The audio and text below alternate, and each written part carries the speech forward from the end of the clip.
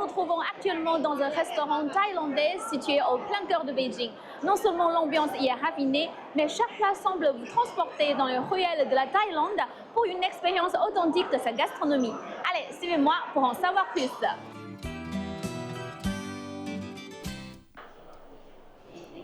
Bonjour chef, merci beaucoup de m'avoir invité. On m'a dit qu'ici la cuisine est authentique. Bienvenue. L'ambiance ici est unique. Elle nous offre une atmosphère très exotique. Pouvez-vous expliquer le concept? La décoration de notre restaurant a pour thème le métier à tisser thaïlandais. C'est une particularité du pays. Oui, Depuis combien de temps faites-vous de la cuisine thaïlandaise? cela fait 24 ans. Ah bon? J'ai commencé par hasard et je n'ai pas arrêté depuis. Quels sont les plats spéciaux du restaurant? Il y en a beaucoup. Je vous ai notamment préparé une soupe tom yum goong et une salade de papaye verte. Allons les goûter. D'accord.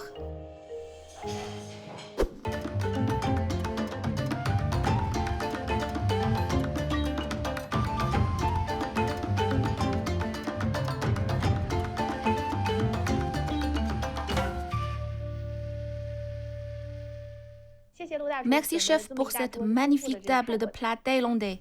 Merci pour votre présence. Je vous ai préparé 5 plats aujourd'hui. Une salade de papaye verte, une soupe tom yum goong, de la viande hachée au basilic thaï, des crevettes au curry et du riz glutineux à la mangue. Ce sont des classiques de la cuisine thaïlandaise. Celle-ci a des saveurs acidulées et pimentées.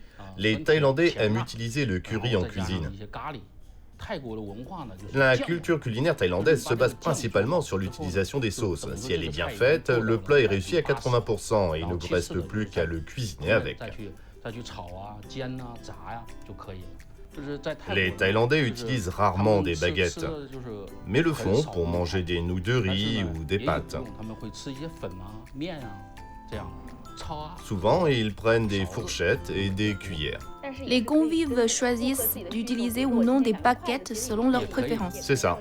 Alors j'utiliserai des baguettes aujourd'hui. D'accord. Goûtez d'abord cette salade de papaye verte. Super. C'est un plat froid thaïlandais classique, n'est-ce pas? Oui, c'est aigre, épicé et très appétissant.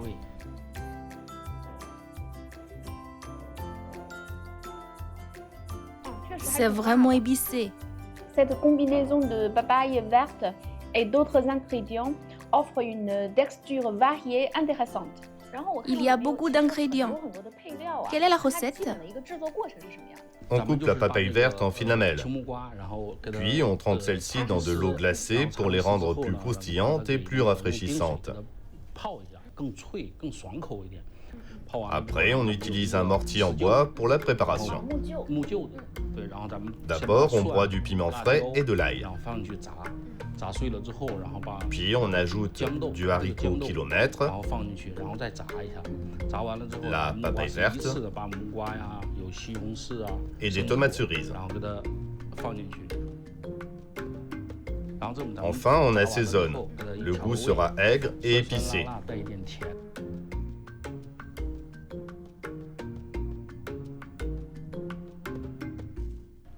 L'arrière-goût, quant à lui, est un peu sucré. Oui. La douceur ne vient pas du sucre blanc, mais du sucre de coco qui est plus léger. Oui, ce plat est très rafraîchissant. Oui, le sucre blanc peut être écœurant. Comment préparer l'assaisonnement? Il faut principalement du citron vert, du tamarin et du sucre de coco. On mélange pour faire un jus aigre doux. Enfin, on ajoute encore un peu de jus de citron vert pour offrir une note différente. Pas étonnant que je ressente ce goût aigre doux, c'est très appétissant. Passons à la soupe tom yum goong. L'année dernière, elle a été inscrite sur la liste du patrimoine culturel immatériel de l'humanité de l'UNESCO. Je vous sers. On dit souvent qu'il faut goûter la soupe tom yum goong d'un repas thaïlandais pour juger de l'authenticité de celui-ci. C'est un critère. Oui, Je goûte. C'est vraiment tentant. C'est aigre et épicé. C'est vraiment délicieux. L'équilibre entre le piquant et l'acidité est juste parfait. Dès la première gorgée, on n'arrive plus à s'arrêter. Sa saveur est unique. Le sucré, l'umami, l'acide et l'épicé s'harmonisent à la perfection. C'est super bon. Je goûte une crevette.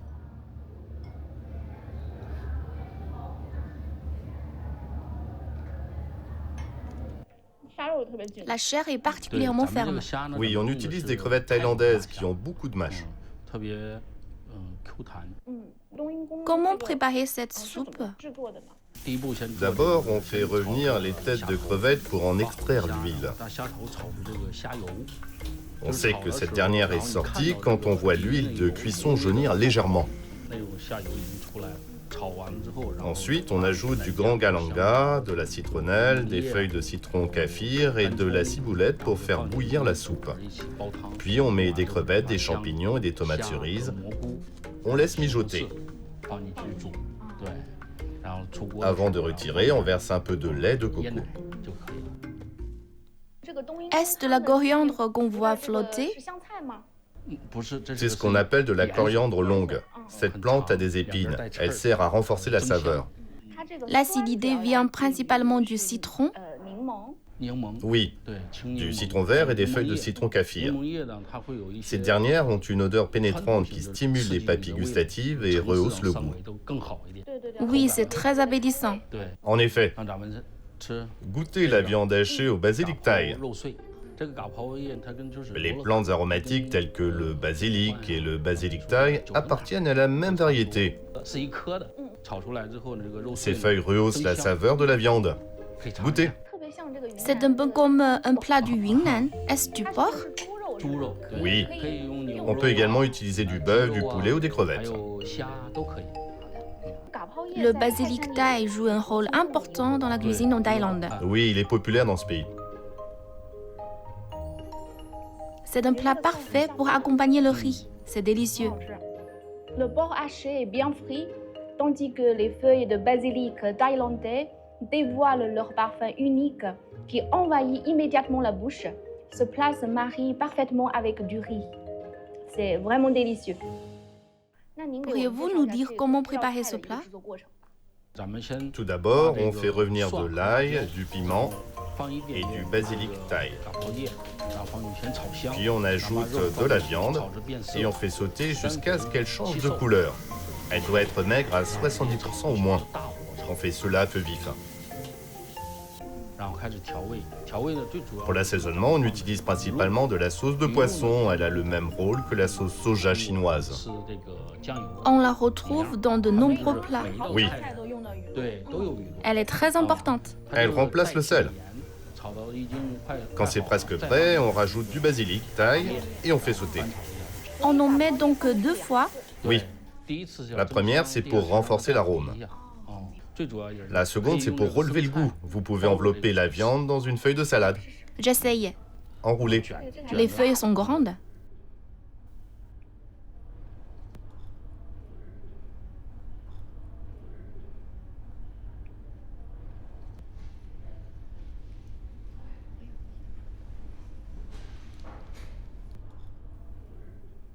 C'est plus rafraîchissant de cette façon. Oui. C'est comme manger un barbecue. Il y a aussi un plat au curry. Pouvez-vous nous le présenter? Oui, ce sont des crevettes au curry. Ça a l'air délicieux. Ce plat se marie bien avec le riz. J'ai hâte d'y goûter. Les crevettes sont énormes. D'où viennent-elles? De Thaïlande.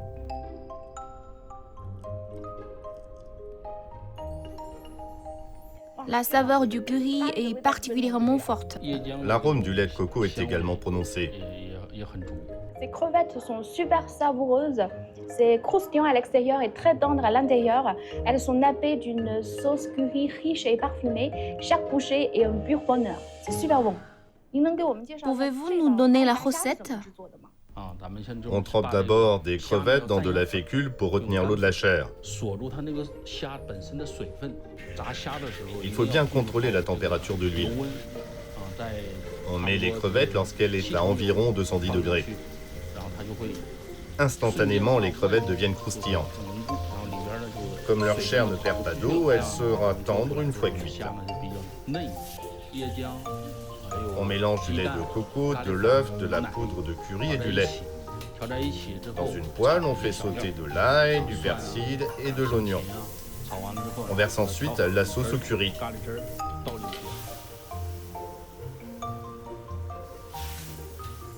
On ajoute les crevettes frites et on laisse mijoter. Quand c'est presque cuit, on met encore de l'œuf. Cela donne une meilleure texture et un goût plus riche. Comme ça, c'est plus onctueux. Tout à fait. Ce plat utilise du curry jaune. Oui, exactement. Peut-on utiliser du curry rouge ou vert? Bien sûr. Outre les crevettes, on peut choisir du poulet, du bœuf ou des fruits de mer. Le curry est également utilisé dans les cuisines d'autres pays. Y a-t-il une différence entre celui d'Inde et celui de Thaïlande? Le curry indien est l'original, sa saveur est plus riche et plus forte. Le curry thaï est plus doux. Exactement. Il est plus accessible pour la plupart des gens. Passons à la suite. C'est un plat célèbre de Thaïlande, le riz glutineux à la mangue. C'est magnifique. La mangue est dorée. C'est du riz gluant. Oui. Sur le riz, c'est du haricot mungo pelé. C'est croustillant après la friture.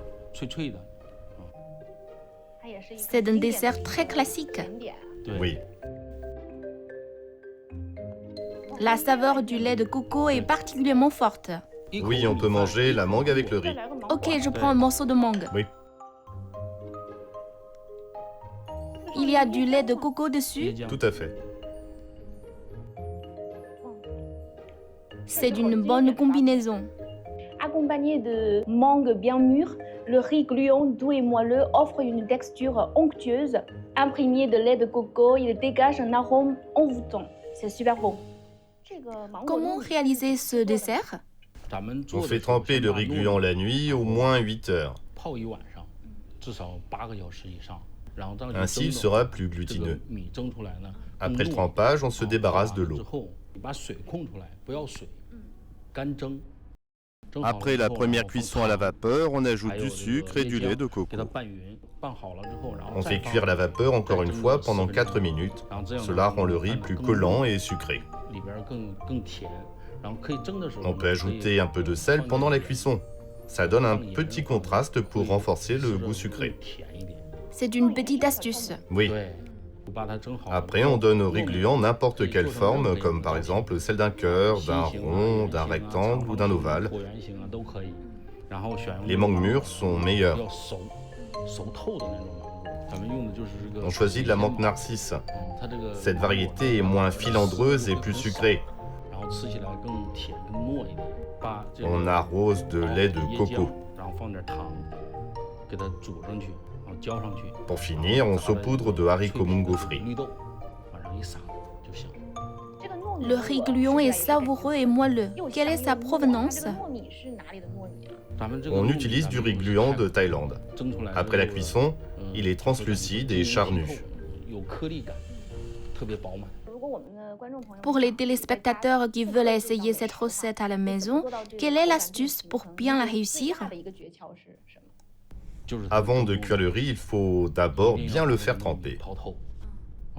Comme ça, le riz sera plus savoureux et glutineux. Oui. Merci Chef Lou pour ces délicieux plats thaïlandais. J'ai appris beaucoup de choses. Merci, vous serez toujours la bienvenue. Je reviendrai. Eh bien voilà, notre aventure gourmande à la découverte de la cuisine thaïlandaise touche à sa fin aujourd'hui. Si ces délices vous ont mis l'eau à la bouche, pourquoi ne pas venir les déguster vous-même? Je suis sûre que vous ferez encore plus de découvertes savoureuses. Notre émission touche à sa fin. Merci de nous avoir suivis et à la prochaine.